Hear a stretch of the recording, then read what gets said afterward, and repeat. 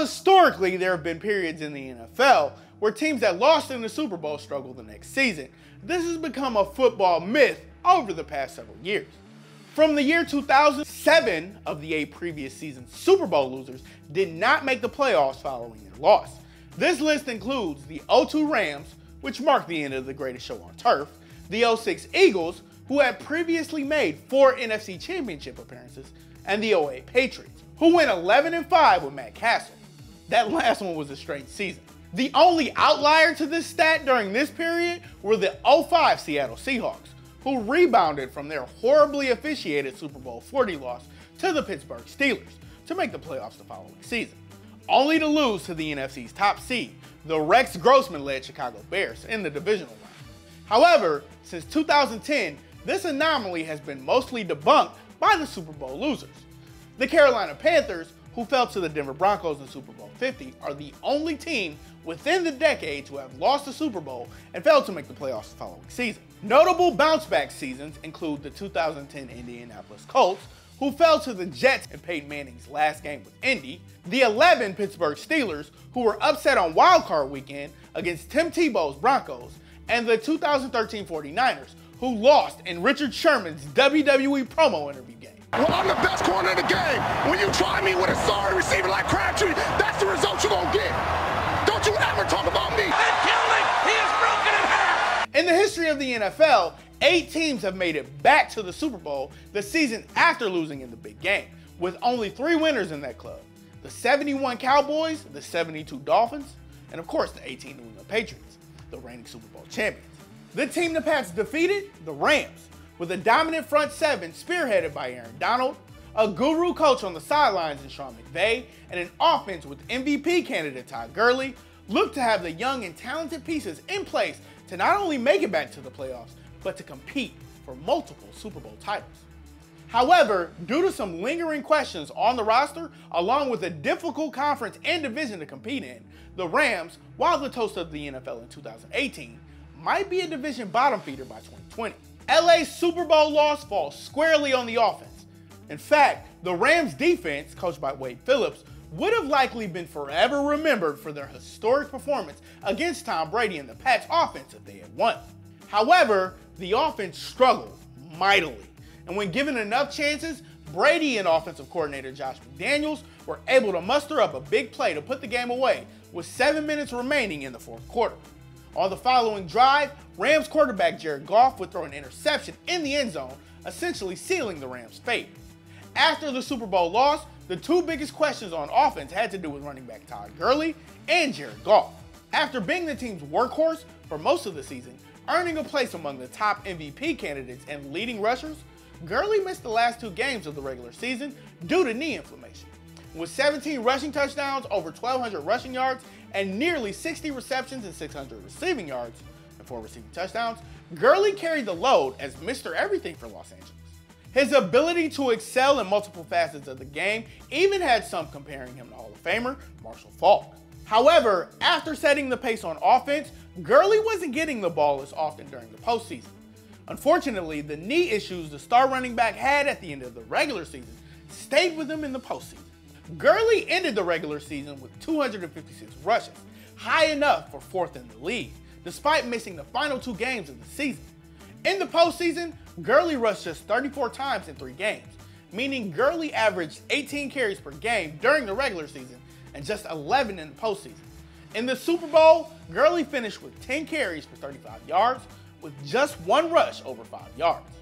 Now, even if the Rams were keeping Gurley's injury quiet, it was very clear by his lack of burst that he wasn't completely healthy from his knee inflammation. In early March, it was confirmed, however, that Gurley was diagnosed with arthritis in his left knee. Now, unlike a regular injury, which typically improves with time or surgery, arthritis is unfortunately incurable and will stay with Gurley forever. While Los Angeles has access to some of the best health treatments in the country, and the All-Pro First Team member can certainly come back to have a strong season, Gurley's career peak may not last as long. In an interview with The Atlantic, Dr. Jesse Morse, a specialist in arthritis, a Florida orthopedic specialist, had the following to say: "Without personally examining him, my answers will obviously be very generalized. But unfortunately, I believe Todd Gurley has peaked and will not be able to repeat his record-breaking effectiveness. He could possibly have 1 to 2 more years of elite top 5 running back talent, but he will likely lose a step. The Rams and Gurley have reportedly worked together this offseason to extend his career a bit further. In the 3rd round of the draft, Los Angeles drafted Memphis running back Darrell Henderson to potentially share carries with Gurley during the season, lifting a bit of the load. I'll share your load. They also gave backup running back Malcolm Brown an extension in the offseason, ensuring there's plenty of depth in the backfield behind Gurley. NFL Network reported that Gurley is trying to shed some pounds just so he's not carrying so much weight on his knees when he runs. Ian Rappaport also reported that the Rams won't make Gurley the workhorse runner he's been in his 4 seasons, meaning he won't get as many carries. And unfortunately, even if the Rams wanted to potentially move on from Gurley, the financial impact is too great to bear. During the 2018 offseason, Gurley signed a 4-year, $60 million deal after 3 strong seasons with the club. Now, if the Rams cut Gurley in 2020, they would have $25.7 million of dead money on their cap. If they wanted to go out to pay for an above-average back to replace him, they're limited financially.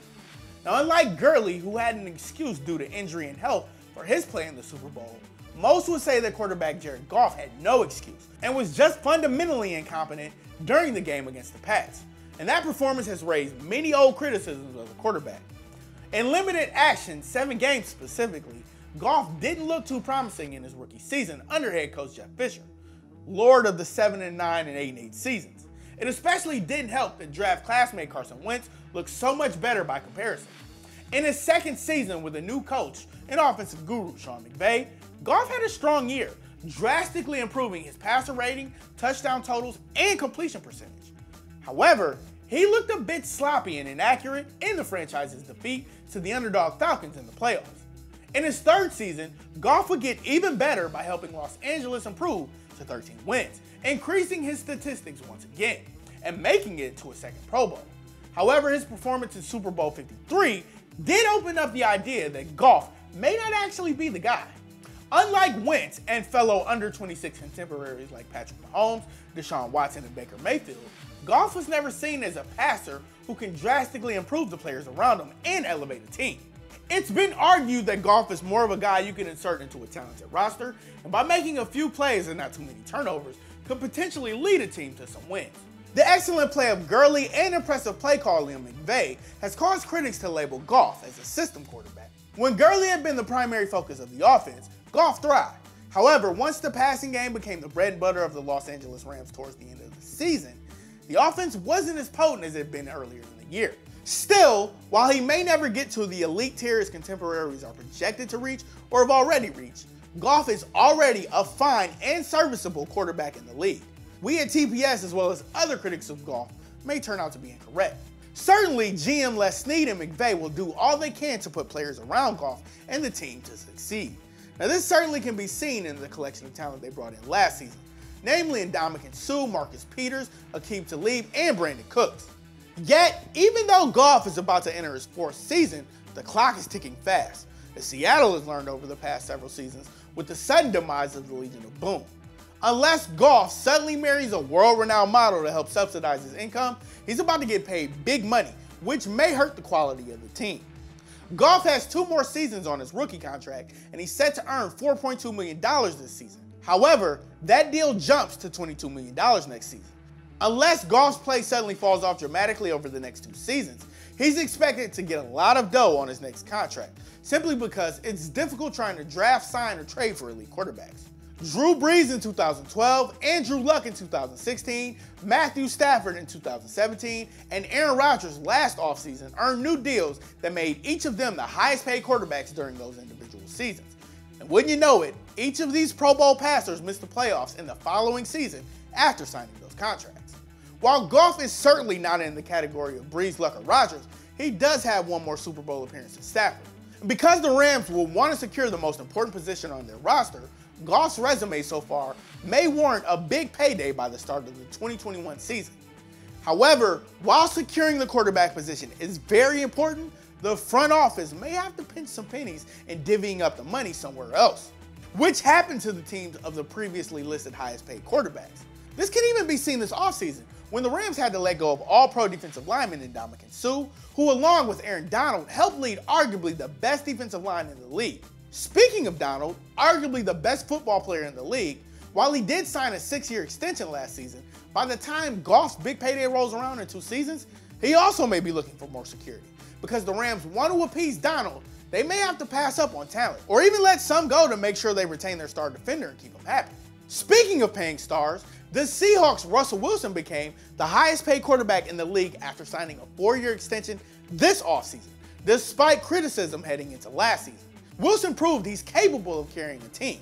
Even though the Legion of Boom was gutted and Marshawn Lynch was gone, Wilson is one of the true elite passers in the league and is set to be around the NFC West for at least 5 more seasons. Some fans may forget, but with their revamped roster and a new quarterback in Jimmy Garoppolo, some had picked San Fran as a dark horse playoff contender. In 3 games, Brady's former backup looked promising until an injury forced him to miss the rest of the season. And if Jimmy G can bounce back and regain his old form after missing a year, the 49ers, while maybe not a title contender, will certainly be a tough out. Even Arizona should be a bit better this season. I mean, can they really be any worse than last year now that they have Kyler Murray? The point is, the NFC West looks to be one of the toughest and most competitive divisions in the league. And then there's the rest of the NFC, which is legitimate title contenders in each division. If Gurley's knee, Goff's play, or salary cap issues don't derail them, their competitive division and conference just might do the trick. If the Rams take a step back in 2019, which is very possible due to their division, the health of Gurley, and the development of Goff, it may not be just a 1-year blimp. While they're certainly talented, the franchise will have to make some tough decisions over the next 2 to 3 seasons. And depending on how those decisions go, it is a very real possibility that the Rams return to the cellar of the NFC West before long.